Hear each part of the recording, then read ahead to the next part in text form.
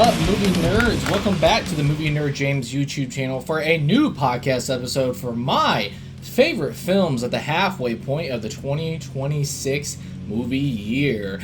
Alright, before we get into it, the layout of the show will be in honor of the first 6 months. I will give you my top 6 films at the halfway point of 2026, my top 3 performances at the halfway point by an actress, and then my top 3 performances at the halfway point by an actor, and then my top 3 directors at the halfway point of the 2026 year. And then at the end of it, I will finish it off with my top 6 most anticipated films for the second half of the 2026 year. And then please note, before we get into this is just my personal favorites, and so please be kind and just have fun, just like I want yourself to join and follow along as we give our top rankings, because I love doing these things. I like to see different rankings, and I love to see everybody's corner in this movie cinematic universe, and I love seeing these like top 6s at the end, at the halfway point. And of course, when you get to the end of the year, I just love it. And then also, just know that these 6 favorite films, they are not power ranked. By the end of the year, usually I do my like top 10 and power rank from there. But this is not a power ranking. It's just 6 of my favorite films. And then with that boring stuff out of the way, we will rock and roll. And to get into it, and like I said, in honor of the first 6 months, before I give you my 6 favorite films at the halfway point, I want to give you 6 honorable mentions. Alright, so hopefully I may say this name right, is Kirill Sokolov is They Will Kill You. I've seen a lot of people didn't enjoy this movie as much as I did. I really enjoyed the crap out of this film. I went on my birthday, so I think I was in a very Quentin Tarantino kind of mood, and I think by the trailers and stuff that this was going to deliver at, and that's exactly what I got. I think I got some like smash cuts that reminded me of Edgar Wright, and then definitely heavily reminded me of like Robert Rodriguez with basically a Machete, and then Desperado and things like that. But like I said, if you're a fan of Quentin Tarantino, Robert Rodriguez, and those like ultra violent, like almost like a comic book manga type films, I think They Will Kill You is for you. And like I said, I had a really good time with this film, and I thought it was a blast. And then my next honorable mention is Michael Sarnowski's The Death of Robin Hood. I think this is another film that I think I enjoyed a lot more than everybody else. Yes, I gave it in my review for the film. I gave it on one of the Movie Nerd Talk episodes. This movie is very heavy with very violence and brutal and stuff like that, and it's very action heavy in the first act, but it kind of slows down in the second and third act and becomes a slow burn. I really enjoy slow burns like this, and I really liked Michael Sarnowski as a filmmaker, but I really enjoyed the hell out of The Death of Robin Hood, and I thought it was a really good film and stuff like that. Yes, it has its flaws. It's not a perfect film, but I had a really good time with this, and The Death of Robin Hood. And then my next honorable mention is Gore Verbinski's Good Luck, Have Fun, and Don't Die, starring Sam Rockwell at the lead of this, and he is freaking awesome. I think if you're into like a movie like Everything Everywhere All at Once, and you're into that kind of like sci-fi bonkersness, dealing with AI, I know it can get kind of tiresome, like really like tired of hearing about movies about how lethal AI is and things like that, but I think this one had a lot of heart in it and was extremely fun. And like I said, I had a blast with Everything Everywhere All at Once. That's like one of my favorite films, and if you like films like that, this is definitely going to be your cup of tea.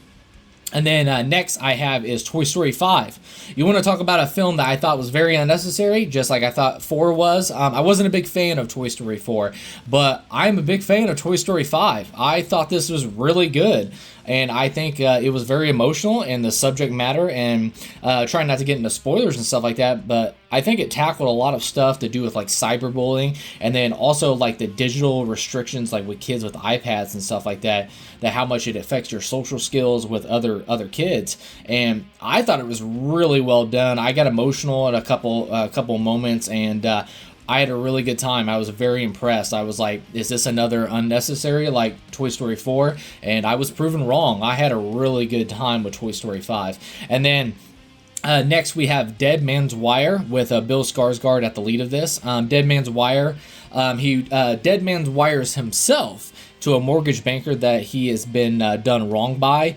And yeah, anybody can relate to this movie if you know films of being like screwed over by the system in some in like businesses or bankers or stockbrokers or something like that, trying to like pull a fast one on you.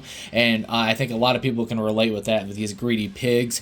And yeah, I thought it was really well done. Bill Skarsgård is great at the lead of this, one of my favorite performances of the year. I think he's really comedic, and I think you see a firsthand of screwing over the little guy, and then the little guy stands up to, these douchebag, mortgage bankers and stuff like that. So I thought it was really cool. And then finally, this was a film that was almost in my top 6, and it will probably creep into my top 6 once I watch it again. I know it's out digitally right now, but yeah, I have my final audible mention film is Kane Parsons' The Backrooms.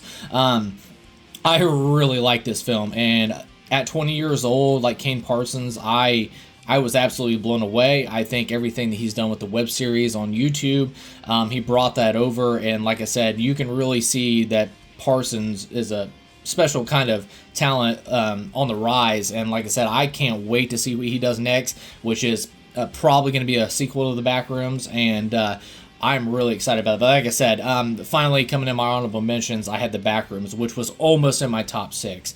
But yeah, I really like this, and once I watch it again, it'll probably creep into my top 6. But yeah, I had a really good time. But yeah, definitely check those films out. But now we are getting into my top 6 films of the 2026 halfway point of the year. At number 6, I have Damian McCarthy's Hokum. Hokum is the new horror film following Caveat and Oddity by Damian McCarthy. It is a paranormal witch film which follows Adam Scott, who takes his parents' ashes to spread over an island at this resort-type hotel. And it is highly original, and like all of McCarthy's films, I think he does such a good job, especially the great performance at the lead of this is Adam Scott, who is an absolute dickhead.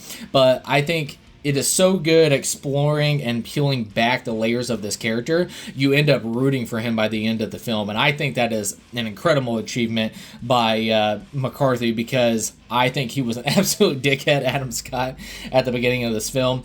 And I was rooting for him by the end and stuff. So like I said, you peel back those layers of the character, and then you ended up rooting for him. And I think that's a great achievement in the writing. And then just like other McCarthy films and stuff like that, he does an incredible job of sneaking in these awesome twists while, though light in this movie compared to Oddity, it does a great job of surprises and then also keeping that creepy atmosphere. Not just the factor of the creepiness, but also the atmosphere. And I think that is a special talent of Damian McCarthy's, is the atmosphere that he brings to his horror films. And it just stays cranked up, and it's unpredictable in the directions of it, what it's going to do. And I think there's just a special talent by Damian McCarthy.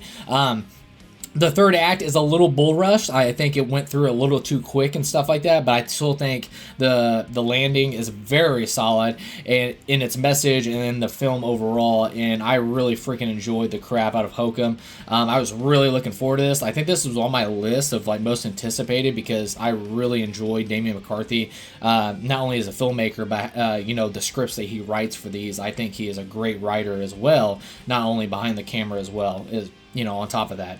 I love how he just takes human tragedies and then ends up in fusing them into a horror movie. And I think that is just absolutely incredible. But now, Damian McCarthy, having Caveat, Oddity, and now Hokum, I can't wait to see what he brings next, because I think he is just an awesome filmmaker. But yeah, at number 6, I had Damian McCarthy's Hokum. At number 5, I have Kenji Tanagaki's The Furious. All right, so I do have a review up on my Movie Nerd James episode about this film, but damn, if you're into John Wick or Bach or The Protector, and then of course The Raid, The Furious is the film for you. And oh my god, and more. The action choreography and hand-to-hand combat is crafted at god level in this film. The Raid is a ferocious animal. Like I said before, this is like the closest film I can relate it to. I think the Raid is a ferocious animal in itself, but the Furious is a new breed of high-level violent action that will leave your jaw on the floor. Like I said, you have to check this movie out. It is so badass, and you will have a kick-ass time with the Furious. Like I said, if you like John Wick, Bach, The Protector, and of course the Raid and stuff like that, this is your, this is your fix. And like I said, you're gonna have a freaking adrenaline high after you see this movie. So definitely check out the Furious. Like I said, I think it's going under a lot of people's radars right now, but people need to check out the Furious. Movie is so badass, man. At number 4, I have Phil Lord and Chris Miller's Project Hail Mary. All right, this is based off the Andy Weir novel, who also did the novel of The Martian, and then also they adapted that as well into a movie that starred Matt Damon as well. But the book is so freaking good. So when I heard they were adapting this, it got me amped, of course, because the lead of the cinematography was going to be Greg Fraser, who did Rogue One, he did Dune Part 1 and 2, and he also did The Batman and many other fantastic films, because I think he is one of the best cinematographers, if not the top best cinematographer in the game today. But my main question was, who is going to be Ryland Grace? That was the big question, because that is a huge character in the book that has to tackle a lot. And when they announced it was Ryan Gosling, I was jumping up and down. I think that is absolutely perfect casting when I heard about it, when it was first announced. But seeing the film, too, he's just perfect in the film. He gives off intelligence that is believable, but also when it comes to those funny comedic moments that we know Ryan Gosling is very well known for, he just knocks them out of the park. It's a home run through the whole thing. And then, of course, this character, this science teacher that is the unlikely savior or the underdog type story to save humanity, or humanity's last hope. I think it is, without context, I want no spoilers, but I think, this underdog story and this unlikely savior to the, the planet, I think it is so awesome. And I just, like I said, I think Ryan Gosling just hits home runs left and right in this film, and when he was cast as Ryland Grace, I was like, hell yeah, that is just perfect casting, and he just kills it. I think Phil Lord and Chris Miller, and of course, the novel does this as well, but adapting that from the novel to the screen, I thought it was a beautiful, heartwarming look at the powerful connection of friendship, and a wonderful executed sci-fi film all at the same time. So I just, it had it all in this film, and I think it's a spectacular, there we go, adaptation of Andy Weir's novel, and a great, they put a lot of heart into this film, and I can really almost recommend this film to anyone. Like I said, if you're into sci-fi, this is the film for you. If you're into a family film, this is for you. If you want a comedy, this is for you. If you want, suspense thriller type stuff, that's for you. If you want beautiful cinematography, this is the film for you. So I really think they handled Andy Weir's work and then also executed that you can feel the love at the core of this film, and then at the end of it, it felt like you were hit with a big warm sci-fi hug. So definitely check out Project Hail Mary. It is absolutely an awesome film. All right, at number 3, I have the great Sam Raimi's Send Help. And if you go to my Movie Nerd Talk episode 6, I did a spoiler talk that is up on the channel right now if you want to listen to that more in depth. But this is a new film by one of my most inspirational filmmakers of all time in cinema, and that is Sam Raimi. Who brings a survival movie. You have these two characters of Rachel McAdams and Dylan O'Brien, which is her boss. You have that dickhead boss, but you're actually stuck on an island with this dickhead, and it's so good. And like I said, I'm not doubting Sam Raimi. I know Sam Raimi brings his Sam Raimi bonkersiness to it and his slapstick humor, but it is so geniusly infused into a survival movie, and I just thought it was so awesome, man.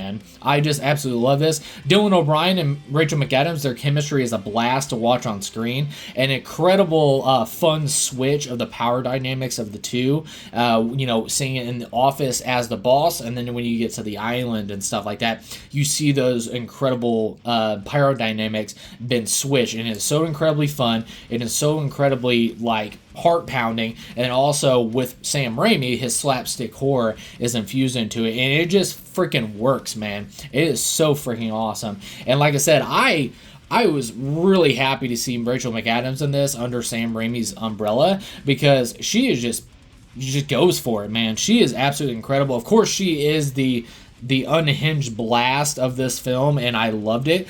But also, you're rooting for her character and stuff like that. Like, you know, you get that. Everybody's had a dickhead boss at some point in their life of a job. But man, imagine if you're stuck on an island trying to survive with this asshole. So it is just like I said before, it's an unhinged blast and another great film from Sam Raimi. And like I said, an awesome performance by Rachel McAdams. I absolutely love this. Definitely check out Send Help by Sam Raimi. All right, going into the final two films, we have at number 2, I have Nia DaCosta's 28 Years Later, The Bone Temple. This is a direct pickup from 28 Years Later, and Nia DaCosta is in the director's chair instead of Danny Boyle. Jack O'Connell at the lead of this cult called the Jimmies, which we got a tease of at the end of 28 Years Later. He is absolutely, and these Jimmies are absolutely brutal and terrifying.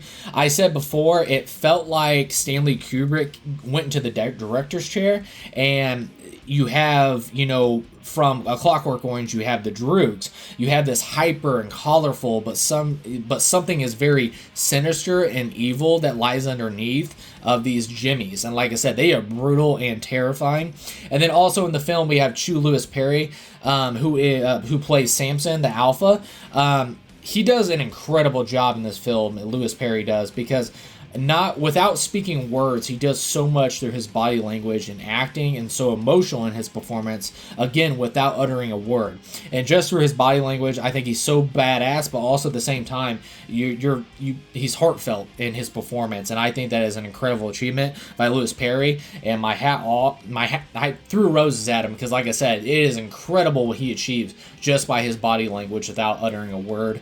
And then we have, of course, my favorite character in the film, and he was one of my standouts in the first film, but he absolutely eats up the screen time, and that is Ralph Fiennes. He is fucking awesome in this movie. He doesn't see the infected as monsters, but he sees them as people that are sick, and you see somebody in this rage virus infected world that, you know, you see so much death around, but you have Ralph Fiennes who actually, you know, cherishes life. And as the Jimmies you see in the film, they do not cherish life, obviously, without spoilers. But like I said, they discard life so easily, and it's heartwarming to see this character. And like I said, in this hell of a world of the rage virus, you see somebody that actually cherishes life, and it's absolutely beautiful. And you can see him as like a beacon of hope for humanity. And like I said, and then of course Ralph Fiennes has one of the top scenes of the year, and Ralph Fiennes just fucking goes for it in this film. And well, I'm trying not to give spoilers, but man, it is so freaking rad and just out of this world. And I was pumping devil horns in this freaking scene, and I just thought it was absolutely incredible. But no, I think it is a fantastic film. Like I said, it's my number 2 so far at the halfway point of the year. It's a fantastic film by Nia DaCosta, and you know, she honored and also gave love to what has been built into this world by Danny Boyle and Alex Garland, but she also at the same time made a movie of her own, and I absolutely loved it. Like I said, Jack O'Connell is freaking unsettling. He's freaking, you know, eerie and all that stuff, and coming off his performance as Remick in Sinners, this is a great follow-up performance because he's one of the best actors. And then of course, like I said before, Ralph Fiennes, he is just the fucking man in this film and all that stuff. But yeah, I hope we get 28 Years Later Part 3, because the way this movie ends and stuff, I'm like, bring on Part 3, and well done by Nia DaCosta. But yeah, at number 2 I had 28 Years Later, The Bone Temple. All right, and at number 1, there is no movie that had me more fucked up and absolutely blew me away this year at the halfway point than Curry Barker's Obsession. Curry Barker, who's done YouTube shorts as The Chair and Milk and Cereal, makes his feature debut, and my full review for the film is now up on episode 6 of Movie Nerd Talk if you want a more in-depth review of this. So I may repeat some stuff through this, but no, man, not only is the film so highly original, but I even said in my review, it is just absolutely so well crafted that it's absolutely crazy. This is Curry Barker's first feature film. It's just absolutely nuts. It's absolutely just fucking awesome, man. Then you follow Bear, a hopeless romantic who gets what he wishes for after he's breaking the one wish willow for his crush's heart named Nikki. I said in my review, and I will echo it here, is Bear is a piece of shit. I can't say that enough. And what you see, what happens to Nikki and what she goes through is disturbing and heartbreaking to watch on screen.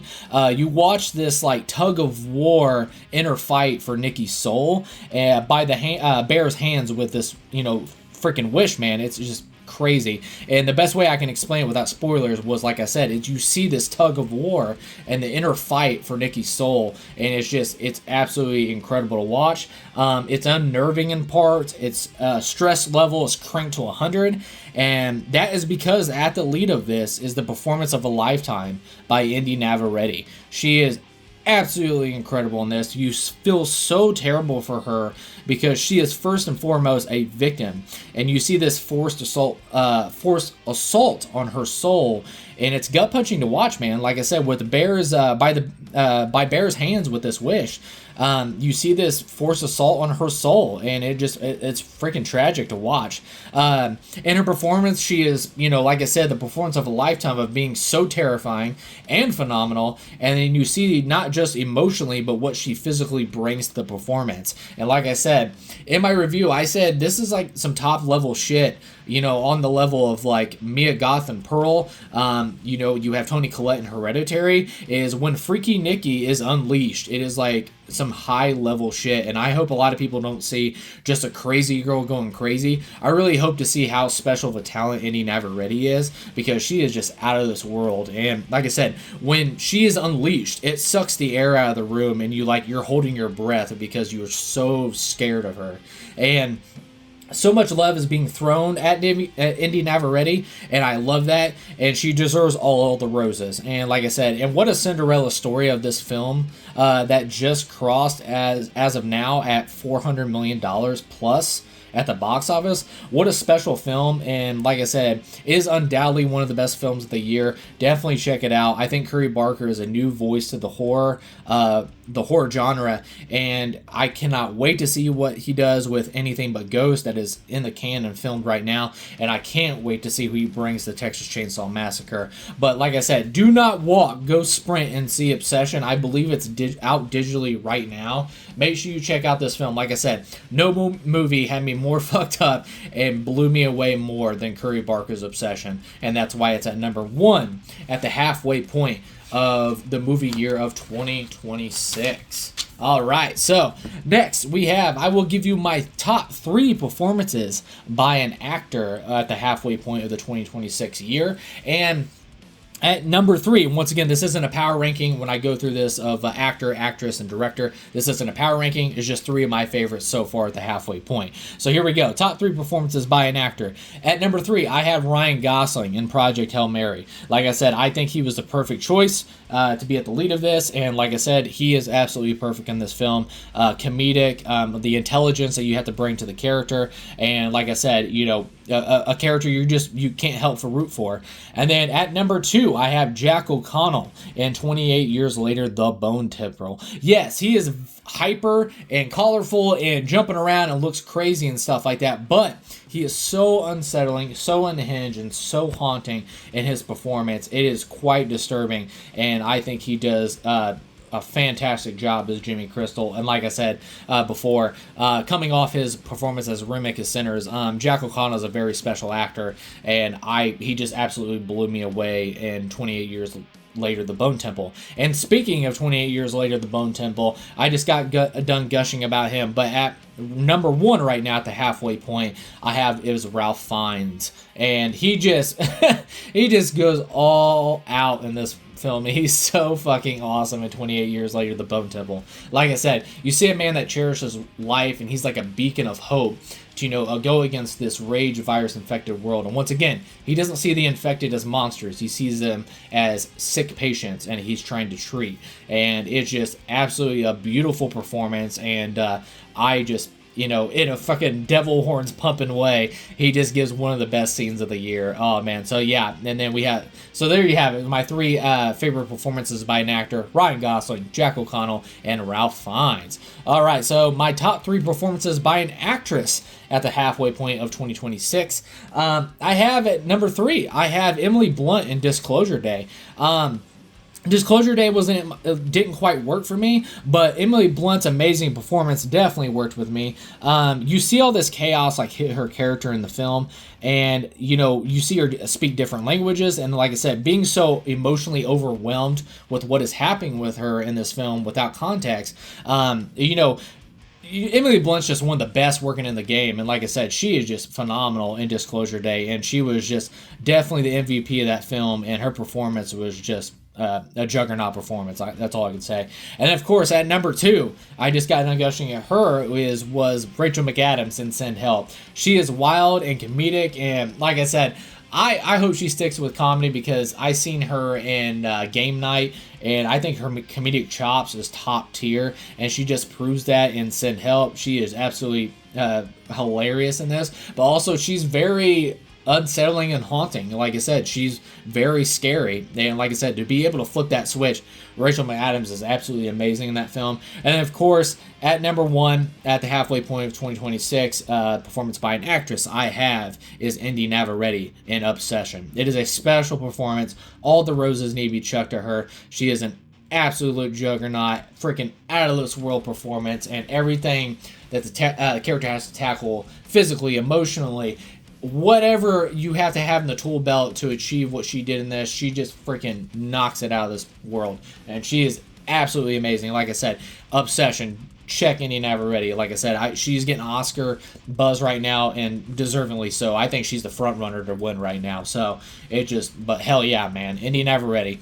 And then going on, this is my top three directors at the halfway point of 2026, and we have at number three, I have Nia DaCosta in 28 Years Later, The Bone Temple. Like I said, she gives her the roses and the appreciation, and handles the property created by Danny Boyle and Alex Garland with so much love and care, but she also makes this film her own. And like I said, I absolutely had a blast with this. And yes, I absolutely love 28 Years Later, but I love The Bone Temple a little bit more. And like I said, both the films play off each other so well. I love the chaotic filmmaking of the first film so much, but I think freaking Nia DaCosta brings her own, and is just absolutely phenomenal in the director's chair for The Bone Temple. She absolutely just crushes it.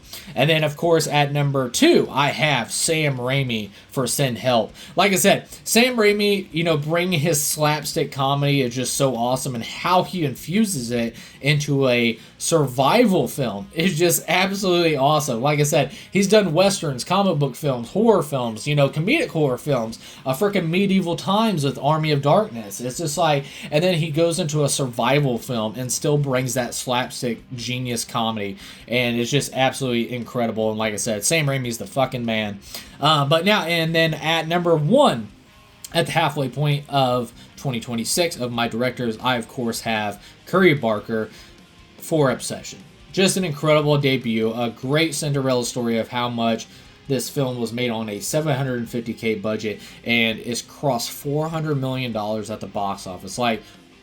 Just an incredible story, and so inspirational, and just so amazing to watch, and just everything that you had to tackle in this film, as just by a first-time filmmaker, it's like he's been doing this for 30 years. But like I said, the film tackles so much heavy subject matter, and the horror effects, and how you bring in comedy effects and things like that. He infuses it all together just perfectly. And like I said, I absolutely love Obsession, and like I said, it is the movie of the year. And of course, at number one of the directors at the halfway point, I have Curry Barker for Obsession. All right. So with that out of the way, I'm going to give you my top 6 personal most anticipated films for the second half of 2026. I just realized when I was getting ready to hit record on this, podcast episode, I totally forgot to put the Odyssey in my top 6 most anticipated for the second half. I have no idea how that slipped my mind because I am absolutely over the moon and fucking pumped as shit to see The Odyssey by Christopher Nolan. So that slipped my mind. So that won't be in this 6. But no, I am definitely pumped about The Odyssey from Christopher Nolan. And I'm actually seeing that next week. So I'm fucking amped to see that. But alright, so my top 6 most anticipated for the second half. I'm actually seeing this film in a couple days. And that is Sebastian Vanishek's, and hopefully I said that right, Sebastian Vanishek's Evil Dead Burn. And everybody knows there's an episode up right now on the channel that I did with Chloe Parks and Silas Massoff. We talked about the Evil Dead franchise, and everybody that knows me knows it is my favorite horror franchise of all time. And to see that we are getting another installment into the Evil Dead franchise in 2026 and in 2028 with Evil Dead Wrath, I'm so over the moon. And seeing the first trailer, you see that Sebastian has brought the brutalness. He's brought just the chaos and the awesomeness of what makes the Evil Dead franchise so special. And I cannot wait to see what he does with Evil Dead Burn. I'm fucking amped to see this movie. And like I said, I'm less than 48 hours away from seeing this movie. I'm so pumped. But next, we have Alejandro Inarritu's Digger, the director and Academy Award-winning director of Birdman and The Revenant. We have the cast of Sandra Hüller, Jesse Plemons, John Goodman, Eamon Darcy, and many more. But at the lead, we have in a dramatic role, a comedic role. I don't know what the hell this film is, but seeing that it's done by Inarritu, and at the lead he has freaking Tom Cruise, I'm fucking amped for this. So like I said, I absolutely love Birdman. That is one of my favorite movies of all time, and I absolutely love The Revenant. So I am just so pumped to see Alejandro Inarritu not only return and work with Tom Cruise. So yeah, I'm fucking pumped up about this film, and I can't wait to see a trailer, and I can't wait to see Tom Cruise in this role. So, and I've heard like he's just outstanding from earlier actions and stuff like that. So I am so pumped. But next I have Na Hong-jin, hopefully I said that right, is movie Hope. This is the first film from Hong Jin in 10 years since The Wailing, which is a phenomenal horror film if you have not seen The Wailing. But I didn't know anything about this film. I didn't read about it. I just knew that it was Hong Jin, so I was automatically sold because, like I said, I love The Wailing. It's like one of my favorite movies of all time, and especially in the horror genre, the movie is just absolutely perfect. But I was freaking... I'm excited about it, okay? And then I sit down and I watch the trailer for it, and it absolutely just like kind of blew my brains out all over the room because it's like a sci-fi action like thriller. And like I said, it looks fucking incredible. Like I said, I thought it looked incredible. Like I said, I can't wait. And like I said, I seen the trailer and kind of my jaw was on the floor just by the trailer because I just didn't expect this in the best way possible. And I was like, holy shit. But no, The Hope, I can't wait for it. I haven't watched any more trailers because like I said, I want to go in blind as possible. But that first trailer I seen just to get like a hint of what's going on, it just... I don't know, like I said, the best way I can explain it, it felt like a shotgun blast to the head because I was like, holy shit, I was not expecting this, but sign me the hell up. So, yeah, Hong Jin's Hope. I'm so pumped for this. And then, of course, we have, I've been bragging about this because this is one of my favorite horror video game franchises of all time. But next I have is Zach Kreger's Resident Evil. I've only watched one trailer. I watched the teaser trailer. I'm going in completely blind, just like I did with Barbarian and just like I did with Weapons, which I love both of those films. But once again, Zach Kreger is a fan first and foremost of the Resident Evil franchise. So just hearing how excited he was about adapting this, and then also now that it's filmed and he's doing stuff, that excitement has not, it disappeared. It's amped more than ever, and it feels like an adrenaline shot of excitement because how excited Zach Kreger is about making this film, and just to see him fanboy out about it, it's awesome. But like I said, he's explained it as a in Kreger chaos fashion, a point A to point B. So unlike Weapons and Barbarian, it won't jump all over the place. It's going to be a simple story of point A traveling to point B. And then the more you travel from point A to point B, the further the depths of hell you go, is how he's described it. And also, there has been early screenings of this, of test screenings, and it's been described as Mad Max Fury Road of horror films. So, fuck yeah. So I'm so excited. But yeah, I really like Zach Cregger as a filmmaker, and I am so excited to see his vision for the Resident Evil, because like I said, that is one of my favorite horror franchise video games of all time, and one of my favorite video game franchises of all time, and I am so excited to see what he does. And then of course, next I have is Denis Villeneuve's Dune Part 3. Arguably the best filmmaker working today is in Denis Villeneuve. And of course, they said it was unfilmable, it was unadaptable, it could never be made on screen, and, you know, Denis Villeneuve pulled the impossible off with Dune Part 1 and 2. Absolute masterpieces of film and sci-fi, and like I said before in my reviews, I think Denis Villeneuve, what Peter Jackson did for the Lord of the Rings, I think Denis Villeneuve has achieved with the Dune Part 1 and 2 films. And I'm so excited because we are entering uncharted territory. There's not been a TV adaptation. There's not been a movie adaptation. Nothing of Dune Messiah. And we are getting that with Dune Part 3. And probably for book readers and stuff like that, probably a little sprinkle of Children of Dune in there as well. But yeah, we've never seen these adapted on the big screen, this Dune Messiah. And we're going to get with Dune Part 3. You know, freaking Zendaya and Robert Pattinson and Timothy Chalamet, freaking Josh Brolin, it's like Jason Momoa. It's like, you know, the list goes on and on of this freaking incredible cast that's going to be in this film. And of course, Denis Villeneuve, anything, I'm going to be there day one, because like I said, he is the best filmmaker I think working right now. And I cannot wait to see what he does closing out this trilogy. And there is going to be a new trailer that's supposedly rumored to drop in the next couple of days.